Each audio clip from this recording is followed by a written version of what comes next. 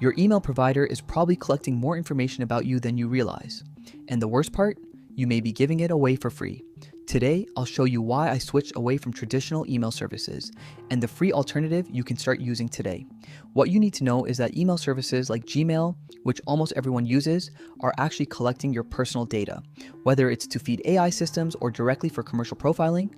The goal is ultimately to make better use of your data and potentially resell it. So, what is this solution? It's simply Proton Mail, which I personally use every day. This email service is really very simple. You can use the link I'll put in the description and in the pinned comment to access Proton Mail. The main advantage of this email service is Proton's overall approach and ethics as a company. What you need to understand about the email service itself is that Proton doesn't collect your data, and they can't even access the contents of your mailbox because it is encrypted. Basically, the information Proton has on its side is data that isn't usable or readable. And you can be confident that this is actually true because their code is open source.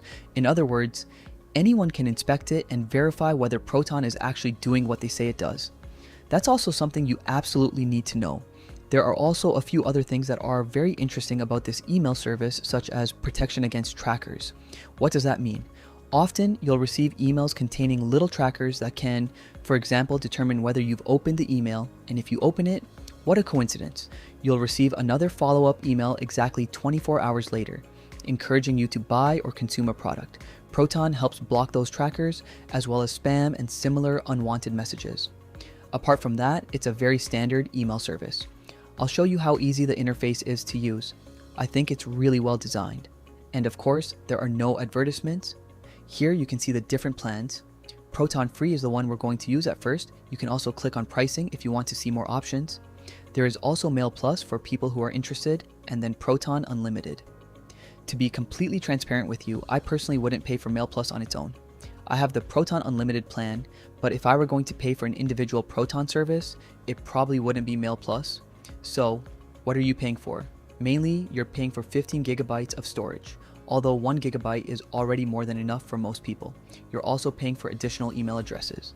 And that's interesting because it allows you to compartmentalize your online activities. You can also use your own domain name. As for aliases, you actually have access to those in the free version, so you don't need to pay for them. Then there's priority support, which is really nice. Again, I've never paid for Mail Plus. I've paid for Proton Unlimited because that gives me access to all of Proton's other paid services. And of course, you get Proton Drive with 500 gigabytes of storage. That can be interesting. Then there's the top tier plan, where you go directly up to 2 terabytes across 2 accounts. So there you go. So how do you create an account? It's very simple. Use the link I'll once again put in the description. You click on Get Secure Mail, then click Get Free. And now we're going to create an account. So how does it work? We're simply going to enter the email address we want. It will end in @proton.me. Then we'll enter a password.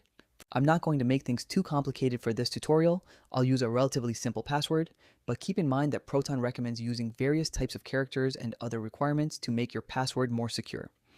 I'm not going to do that here because this is just a tutorial, but don't do what I'm doing. Then I'll confirm the password by typing it again. Finally, we'll have to complete a verification. I'm going to select No, thanks, since we're using the free version. Then it's going to ask us for an email address to verify that we're actually human. Personally, I don't really like this because it's additional data collection. So I will use the CAPTCHA method to prove that I'm human. Then I'll come back to you for the next part. And now I'm looking at something where I want you to pay close attention.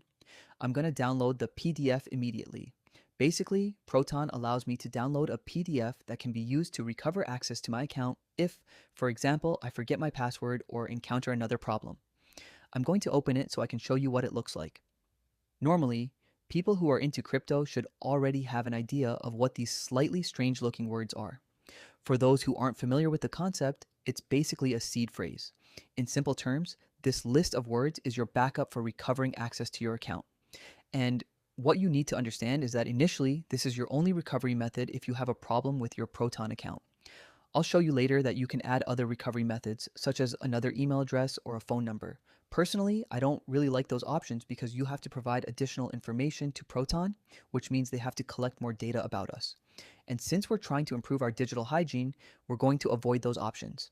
Now, I understand that some people are worried about relying on this method, especially if they're very forgetful.